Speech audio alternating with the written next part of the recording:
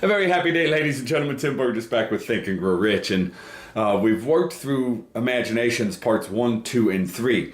And in the last part 3, we talked about the two stories, young Frank Gonzalez and a guy named Asa Candler. And the secret ingredient that Asa Candler mixed with this little piece of paper and a wooden paddle in this big kettle was imagination, and he came up with this thing called Coca-Cola. Now, here's the thing that Napoleon Hill points out in between the lines all through this book is that you and I, we have an idea in our mind locked up in there that is equally as large or as meritorious as Coca-Cola. You have an idea in your mind that's larger than Federal Express, or maybe even Amazon or Apple. Then remember, all of those companies, all of those entities, they were just began with one person's idea, just one idea in the mind of one person, who then took intelligent action. They created a plan and took intelligent action to bring into reality the goals that they had set. Now, the cool part is that you and I have the same energy available to us. The same thing is available to us. Remember, we wrapped up the last one. He says, God seems to throw himself on the side of the person who knows exactly what they want if they are determined to get it. And then he continues, he says, moreover, the principle through which Dr. Gonzalez got his $1 million is still alive. It is available to us, to you and I. It's available today. He says this universal law is as workable today as it was when the young preacher made use of it so successfully. And I'd like to say, and absolutely with total validity from all the people we've worked with, this is available to you and I today, right now. There's no question about it.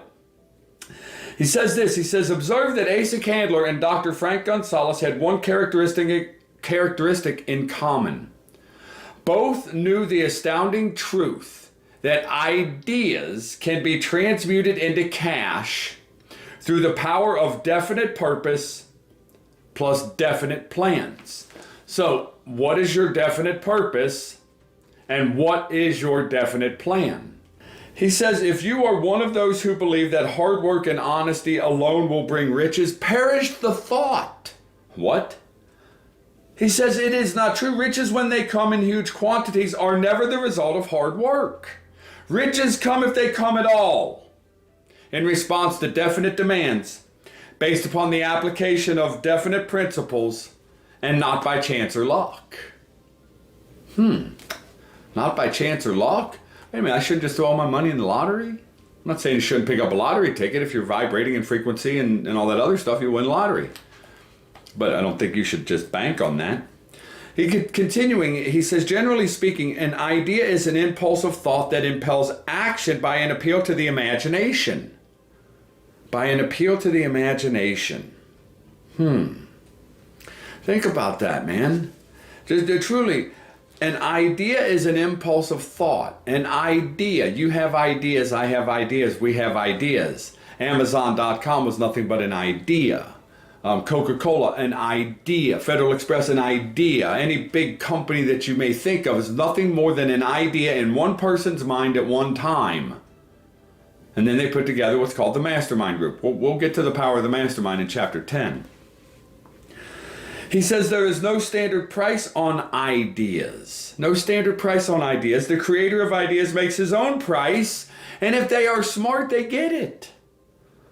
So the creator of an idea sets their own price. What ideas are you creating? He says, never let it discourage you if you have no experience. And most of us, as we jump into some new entity or some new endeavor, we have no experience. 26 years ago, I had no experience in this book. None. He says, never let it discourage you if you have no experience. Andrew Carnegie knew very little about making steel.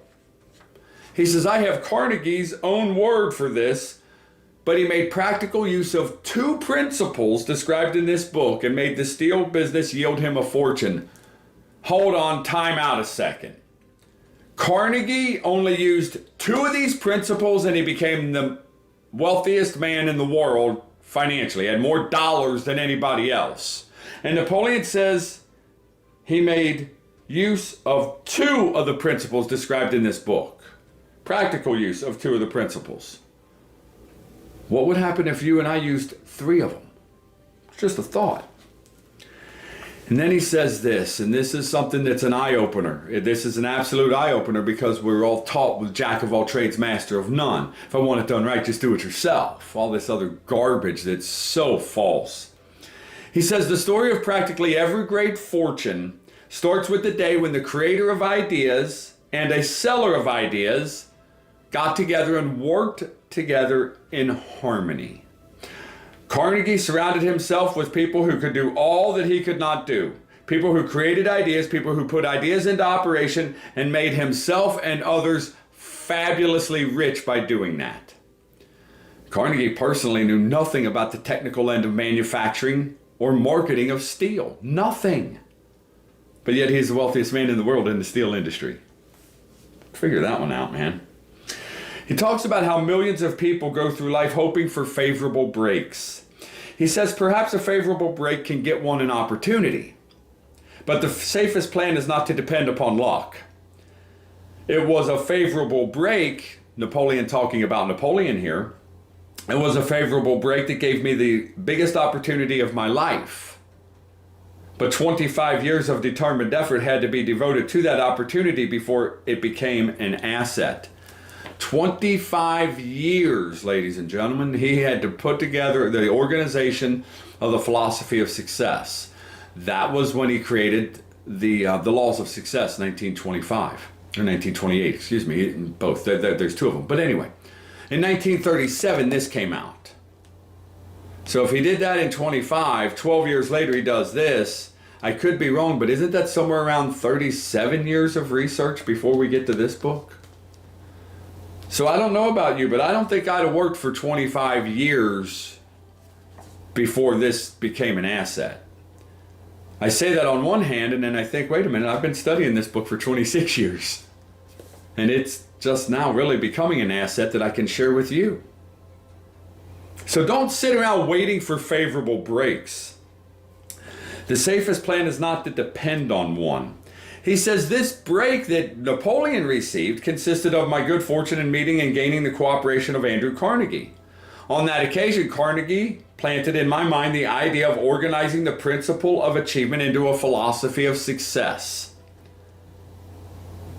Thousands of people have profited by the discoveries made in the 25 years of research, and several fortunes have been accumulated through the application of this philosophy.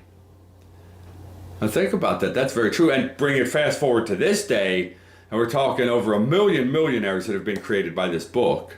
#1 self-help book on the planet. No book has created more millionaires than this book that you're looking at right here. No book. But it took 25 years of study of earning absolutely no money before it became that type of an asset to Napoleon. Thousands of people have profited by the discoveries. Several fortunes have been accumulated. The beginning was simple. It was an idea which anyone might have developed. It was an idea. That's all it was. The favorable break came through Carnegie. But what about the determination, definiteness of purpose, and desire to attain the goal, and the persistent effort of 25 years?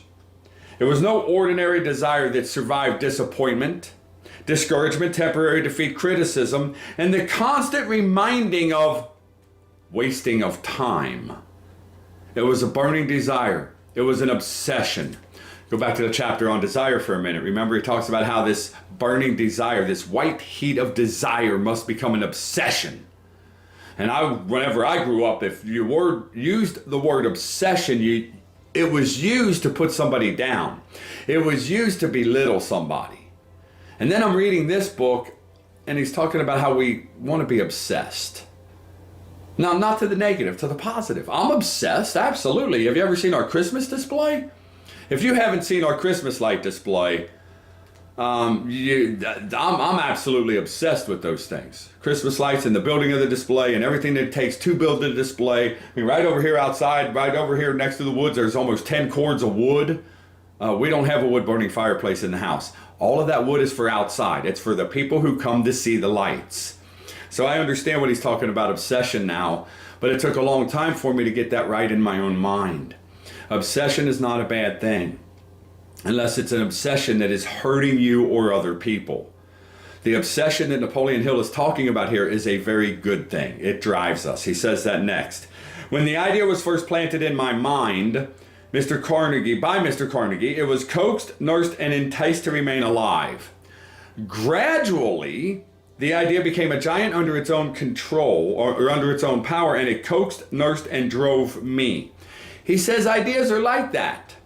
First, you give life and action and guidance to ideas, then they take on power of their own and they sweep all opposition aside. They get everything out of the way. He says ideas are intangible forces. Intangible. I had to look that up. I didn't know what that meant. Ideas are intangible forces. No form. We can't hold it. But they have more power than the physical brains that gave birth to them. They have power to live on after the brain that creates them has returned to dust. You have ideas inside of you that are larger than Amazon. And if something were to happen to the creator of Amazon, Amazon would continue on. The greatest example of that really is Christianity. Christ had an idea. I'm simplifying this. Don't anybody throw anything at me. And really, that idea has been gaining momentum and gaining momentum and gaining momentum and gaining momentum. And Napoleon says at the end of the chapter, he says, it's only been a couple of 100 years. Give it time. Or a couple of 1,000 years, excuse me. Give it time. Give it time. And see, that's it. The ideas that you and I have inside of our mind, the ideas that are there, they've been suppressed and pushed inside of us because of this thing called the fear of criticism. We're afraid to use our imagination. We're afraid what somebody else might think about what we're thinking about doing. And we're so afraid of that, we're paralyzed and we don't take action on our imagination. However, last week, I believe there was a docking at the space station where people who had accumulated the financial resources were able to go to the space station and dock and walk out of the spaceship onto the space station. Somebody had that idea, and then they made it happen. So what ideas do you have that are locked up in here, that you've allowed to remain locked up in there because of this thing called the fear of criticism? My first mentor taught me this. Why would I care what somebody else thinks when they don't know how to? That's an interesting question. So ask the next 100 people you see or that you think you might have a fear of their criticism or you value their opinion. Ask them, how do we think? And my bet is you won't come up with one or two answers that are even remotely correct. They won't even be close. You'll get this long assertion of this or that or that or this or this or this, but it won't be the very simple fact that we think in pictures. So why would we care what somebody else thinks when they don't know how to? I don't know. But we all have this fear of criticism, and that fear of criticism stops us from using our imagination. You realize some people that were on that space station travel, I mean, that was tens of millions of dollars to go.